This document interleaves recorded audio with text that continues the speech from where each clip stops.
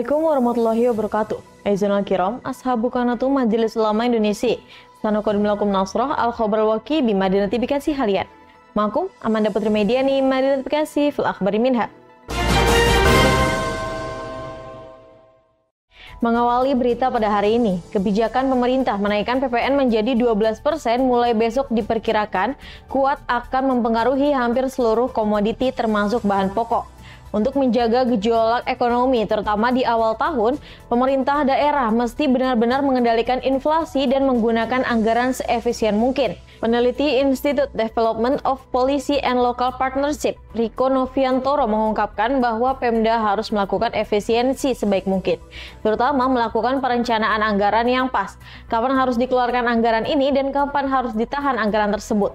Sejumlah barang kebutuhan Kota Bekasi sudah terpantau naik.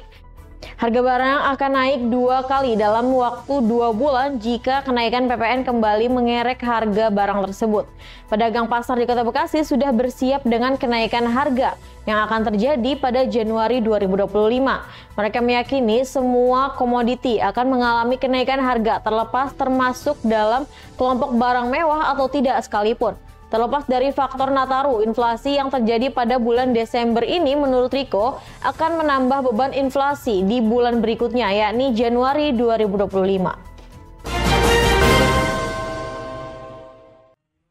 Berita selanjutnya, Polres Metro Bekasi Kota melaporkan penurunan angka kecelakaan lalu lintas di wilayahnya sepanjang 2024. Berdasarkan data terbaru, jumlah kecelakaan tercatat sebanyak 1.012 kejadian, atau menurun 12% dibandingkan tahun 2023 yang mencapai 1.150 kejadian. Penurunan ini juga tercermin pada jumlah korban. Korban meninggal dunia turun signifikan dari 70 orang pada 2023 menjadi 44 orang pada 2024. Jumlah korban luka berat berkurang dari 165 menjadi 133 orang. Sementara korban luka ringan turun dari 1.189 menjadi 1.102 orang. Secara keseluruhan, total korban kecelakaan menurun dari 1.424 menjadi 1.279 orang. Ia juga menyoroti sejumlah titik rawan kecelakaan yang membutuhkan perhatian serius, terutama di Jalan Raya Siliwangi dan Jalan Ahmad Yani.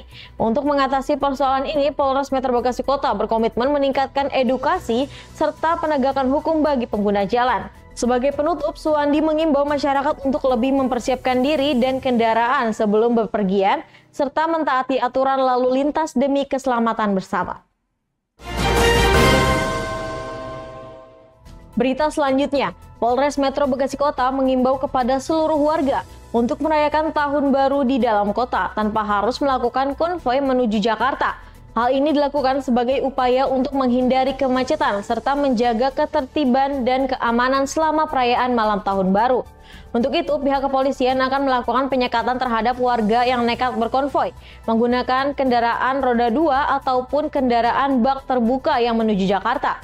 Penyekatan ini akan dilakukan di 3 lokasi perbatasan antara Kota Bekasi dan Jakarta Timur. Warga Kota Bekasi yang tetap nekat berkonvoi menuju Jakarta akan diputar balik di perbatasan.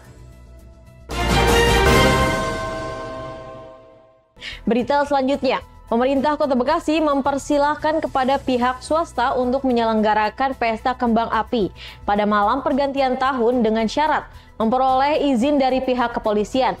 Hingga Senin sore kemarin sudah ada 2 pihak yang mengajukan izin untuk menggelar pesta kembang api pada malam pergantian tahun, yaitu Smarekon dan Ramayana di Jalan Insinyur Haji Juanda.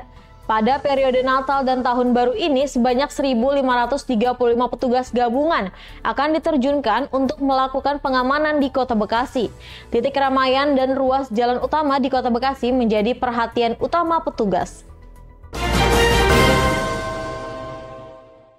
Mengakhiri berita pada hari ini, Dinas Perhubungan Kota Bekasi mengimbau masyarakat untuk tidak berkeliaran hingga larut malam pada perayaan Tahun Baru 2025. Himbauan ini bertujuan untuk menjaga ketertiban dan keamanan selama perayaan Tahun Baru. Kepala Bidang Lalu Lintas di Sub Kota Bekasi, Teguh Indrianto, meminta agar euforia perayaan Tahun Baru dapat diselesaikan sekitar pukul 1 dini hari hingga 1:30 waktu Indonesia Barat. Operasi pengamanan ini merupakan bagian dari Operasi Lilin 2024 hingga 2025 yang dimulai sejak 18 Desember 2024 dan berlangsung hingga 5 Januari 2025. Bekerja sama dengan Polres Metro Bekasi Kota, sebanyak 256 petugas Dishub akan bertugas dalam 3 shift selama periode tersebut. Beberapa kawasan yang menjadi fokus pengamanan antara lain Harapan Indah, Galaksi, dan Bundaran Sumarekon, Bekasi. Dishub juga berkoordinasi dengan pihak kepolisian, TNI, serta petugas keamanan dari instansi terkait seperti Sumarekon, Harapan Indah, Lagun, dan Galaksi. Selain penempatan petugas di lapangan, Dishub Kota Bekasi juga memanfaatkan 122 CCTV yang tersebar di berbagai lokasi untuk memantau kondisi lalu lintas selama 24 jam. Pemantauan CCTV akan difokuskan pada 22 simpang utama di Kota Bekasi dengan informasi yang akan dipantau langsung dari posko di Giant Mega Bekasi.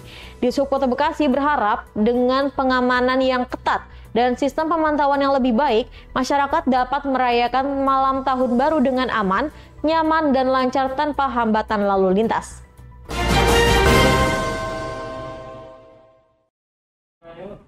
And that was the news for today. Stay tuned, Bekasi City News, aktual and up to date. I'm Amanda Putri Mediani. See you in the next time. Wassalamualaikum warahmatullahi wabarakatuh.